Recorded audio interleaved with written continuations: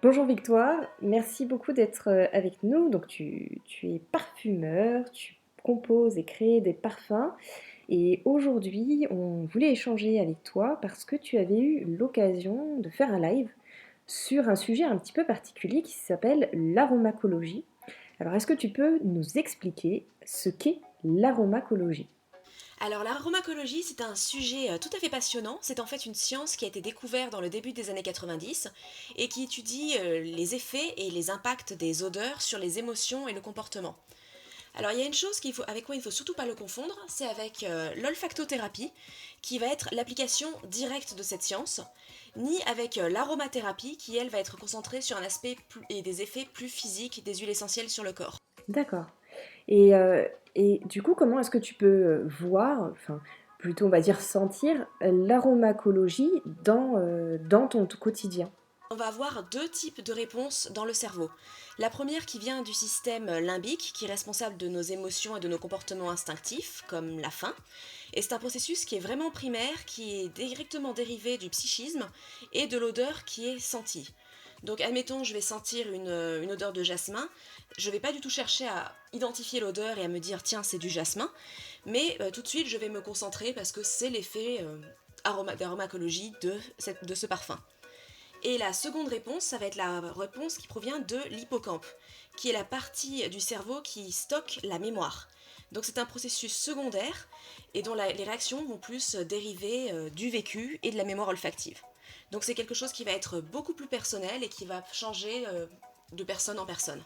Donc si je comprends bien, avec l'aromacologie, et donc finalement en choisissant des odeurs en particulier, on pourrait par exemple avoir des odeurs qui nous rendraient plus productifs, qui nous permettraient d'être plus concentrés. Donc tu évoquais tout à l'heure d'ailleurs le jasmin. Mhm. Par rapport à ça, est-ce qu'il existe d'autres odeurs qui peuvent nous aider à être plus productifs et plus concentrés au travail? Bien sûr, il y en a plusieurs. D'ailleurs, il y en a certaines qui ont été utilisées par la société Shiseido pour en fait stimuler les employés le matin. Donc les odeurs qui vont avoir des effets stimulants, on va retrouver notamment les agrumes. Donc par exemple le citron et l'orange douce. D'ailleurs ce qui est marrant c'est quand on va sentir de l'orange douce, inconsciemment, une personne sur deux va se mettre à sourire en sentant cette odeur. D'accord. Oui, c'est assez drôle. Après, on a certaines odeurs qui vont aider à se détendre, comme par exemple, typiquement, ça va être la lavande, qu'on peut même vaporiser en brume d'oreiller pour aider à s'endormir. Il y en a qui vont être plus propices à la concentration, donc là, ça va être le jasmin qu'on retrouve, dont on a déjà parlé tout à l'heure. Et certaines aussi odeurs qui peuvent même rendre plus sociales, comme la vanille. Très bien. Et est-ce que euh, aujourd'hui, est-ce que les entreprises appliquent l'aromacologie? Est-ce qu'il y a un terme spécifique pour cette utilisation, mais d'un point de vue plutôt entreprise? Oui, tout à fait. Il y a même une nouvelle forme de marketing est apparue, qui est le marketing sensoriel ou marketing olfactif. On le retrouve notamment dans pratiquement toutes les boulangeries. Chaque fois qu'on passe dedans, on va vraiment sentir cette très très bonne odeur de pain qui va ouvrir l'appétit grâce à sa réponse sur le système limbique. Donc tout de suite, on va rentrer dans la boulangerie pour acheter son pain au chocolat ou son croissant. C'est même aussi utilisé dans des autres commerces comme les hôtels ou les compagnies d'assurance, voire même les banques. D'accord.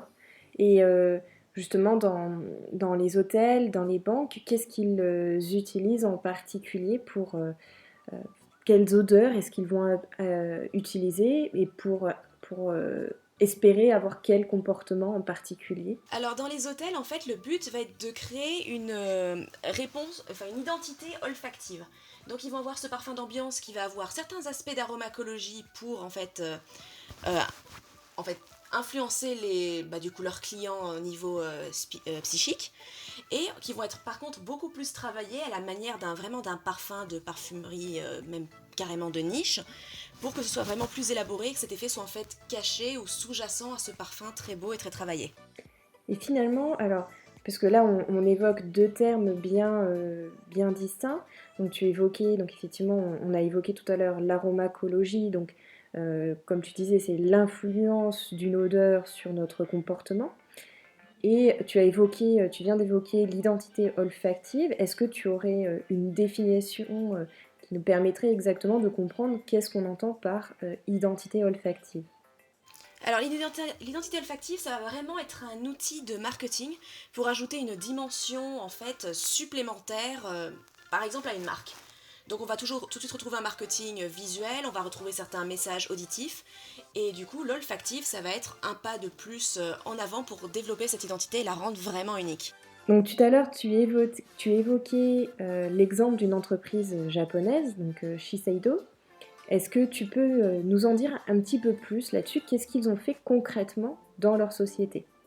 Alors Shiseido en plus ils sont très très bien placés parce que c'est une entreprise qui est vraiment un des acteurs principaux de la parfumerie en Asie. Donc ils ont déjà toutes les matières premières et énormément de parfums qui leur appartiennent qu'ils ont vraiment pu tester. Alors ensuite, ils ont eu une super idée, c'est qu'ils ont décidé le matin de diffuser des odeurs vraiment citronnées, qui avaient ce côté très frais, très propre, très tonique.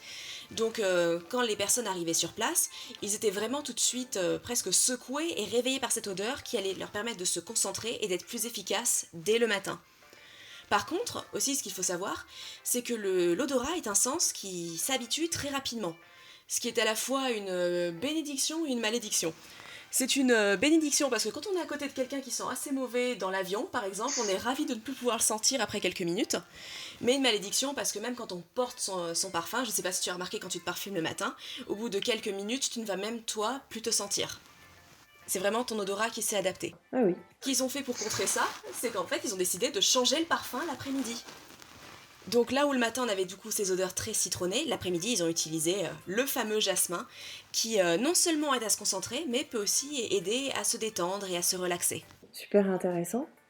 Et mais du coup, les odeurs, est-ce qu'il y aurait pas le fait de mettre plus d'odeurs dans un, par exemple, dans un open space ou dans une salle de réunion ou dans un tout autre endroit de l'entreprise, est-ce qu'il n'y a pas un risque ou un côté négatif qui ressortirait finalement? Alors il peut y avoir en fait deux types de risques. Le premier, je vais le traiter assez séparément et l'évoquer rapidement, il s'agit en fait de certaines personnes qui sont allergiques au parfum. D'accord. Ils peuvent avoir des réactions même physiques assez violentes et très très négatives aux odeurs.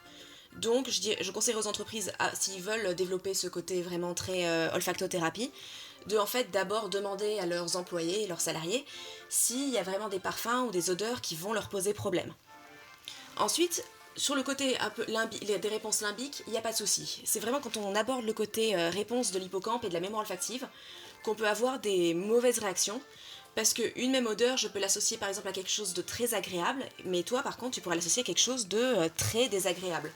Admettons, je ne sais pas si tu aimes vraiment ces petits gâteaux à la cannelle qu'on sert souvent à Noël ou qu'on sent d'ailleurs souvent aux États-Unis à côté de tous les magasins de fruits, parce qu'ils vendent souvent des pommes avec des odeurs de cannelle à côté. Mhm. Moi, c'est une odeur vraiment que je déteste. Donc, quelque chose qui, en fait, ouvrirait l'appétit et aiderait, du coup, par exemple, les Américains, typiquement, à vraiment se détendre, s'ouvrir et se concentrer. Moi, vu que je déteste cette odeur, je vais avoir une réaction très, très négative dès que je la sens. D'accord. Donc en fait, il y a vraiment une notion de, avant de choisir une odeur, de dire par exemple, comme tu disais, on constate que la cannelle permet par exemple à tes collaborateurs de mieux se concentrer. Il sera important finalement de vérifier que cette odeur permet à tous tes collaborateurs de bien se concentrer et non pas simplement de ramener à leur esprit un mauvais souvenir ou en tout cas une idée assez négative qu'ils ont de cette odeur.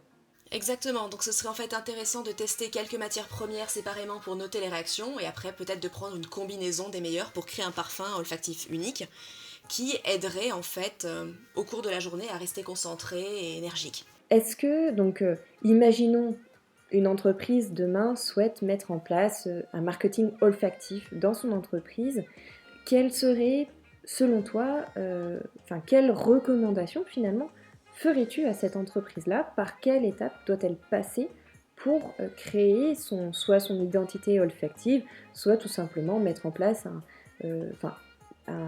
un parfum d'ambiance qui suivrait cette logique de l'aromacologie? Alors comme on en parlait tout à l'heure avec Shiseido, la super idée qu'ils ont eue, c'est de changer d'odeur entre le matin et l'après-midi. Donc pour changer d'odeur, il suffit pas de passer dans l'open space avec un spray et d'en vaporiser en plus une odeur supplémentaire partout. Ça risque en plus d'augmenter l'intensité olfactive, mais ça j'y reviendrai après. C'est vraiment, ils vont en fait en quelque sorte nettoyer olfactivement la pièce. Donc ce serait bien d'avoir un système d'aération, donc au moins des fenêtres pour pouvoir ventiler la pièce pour que l'odeur principale du matin puisse s'évacuer avant de mettre celle de l'après-midi, ou au moins un système de climatisation. Ce qui va permettre en fait de changer l'odeur entre le matin et l'après-midi et donc en fait, de renouveler ce petit boost olfactif qu'on peut avoir. Ensuite, pour revenir au point du coup de l'intensité, il ne faut pas que l'odeur soit trop forte. Il faut vraiment trouver une intensité qui soit juste. Parce que si l'odeur est trop faible et que même elle est pratiquement impossible à percevoir ou à détecter, naturellement elle n'aura aucun effet. Même sur le système limbique, si on ne le sent pas, on ne le sent pas, il n'y a pas d'effet. Par contre, si l'odeur est trop intense, elle peut provoquer du coup des migraines. Donc les associés, les collaborateurs seront plus en fait concentrés sur leur migraine que sur le travail qu'ils sont en train de faire. Et, dernière, enfin en tout cas, encore deux dernières questions avant de clôturer notre échange. Donc là, on vient de parler effectivement des prérequis, l'aération de la pièce, donc avoir bien cette notion de nettoyage olfactif comme tu l'évoquais, et puis derrière de bien vérifier l'intensité des odeurs et aussi surtout de vérifier que ces odeurs-là sont compatibles, on va dire, enfin compatibles entre guillemets avec pour tous les collaborateurs. Donc une fois que tu as validé ces prérequis-là, comment est-ce que tu t'y prends pour créer cette identité olfactive pour une entreprise? Alors il va y avoir en fait deux façons de s'y prendre. La première, c'est qu'il faut distinguer si l'entreprise veut en fait créer une identité olfactive ou si au contraire ils veulent utiliser plus des principes de l'aromacologie. Donc s'ils veulent créer une identité olfactive, ce sera plus typiquement dans les services ou l'hôtellerie, c'est un endroit où on veut qu'il y ait une odeur qui soit marquante et qui va vraiment impacter les clients et qui vont vraiment se rappeler de cette odeur. Et dès qu'ils vont la sentir, ils vont avoir l'impression d'être de nouveau dans cet hôtel de luxe. Donc ça ne va pas forcément avoir grand chose à voir avec les différents composants de l'odeur qui peuvent avoir ces différents effets, mais plus par rapport au parfum final. Et l'autre façon de faire, c'est de vraiment plus avoir cette approche très aromacologique, c'est de se dire en fait le but de ce parfum, ça va être en fait de stimuler les salariés. Donc ça peut être par exemple dans n'importe quel type de bureau ou d'open space. Donc là on peut vraiment partir sur quelque chose de beaucoup plus brut au niveau de l'odeur, qui soit par exemple beaucoup plus citronné avec une petite touche de vanille, et qu'on inverserait pour l'après-midi par exemple. Très bien. Et dernière question, euh, donc tu nous disais que effectivement ce marketing olfactif, ce marketing sensoriel s'invitait de plus en plus dans le paysage des entreprises. Euh, quel est selon toi le futur de ce marketing? Est-ce que tu penses que d'autres entreprises, que de nombreuses entreprises vont avoir et vont créer leur propre identité olfactive, ou tu penses que ça va simplement être une tendance qui va avoir son apogée et qui à un moment donné va s'éteindre tout doucement? Oh, je pense que ça va être de plus en plus fréquent parce qu'effectivement, ce marketing visuel auditif, on y est tous très très habitués, même qui n'a pas entendu parler des fameux messages subliminaux. Alors qu'avec les odeurs, on a la chance d'avoir un outil qui peut taper directement dans l'émotion. Parce que vraiment, même avec les images, on peut voir une grand-mère en train de prendre par exemple un thé avec sa petite fille, mais on va juste voir cette image ou alors entendre quelques sons des tasses de thé. Alors que si on sort par exemple cette odeur de vanille, ou pour revenir à ces histoires de Madeleine de Proust, on peut vraiment tout de suite impacter l'émotion. Donc je pense que c'est un outil qui va être de plus en plus utilisé. Eh ben super, merci beaucoup Victoire pour ton retour et ton expertise. C'était vraiment un sujet très intéressant. Je suis sûre que nos lecteurs vont apprécier cette prise de hauteur sur un sujet qui arrive de plus en plus, en tout cas dans les sociétés. Finalement encore assez méconnu, mais c'est vrai qu'il commence à arriver. Eh bien écoute, on l'espère, on verra bien ce que ça donnera d'ici quelques années, mais en tout cas merci beaucoup et puis à très bientôt. À bientôt!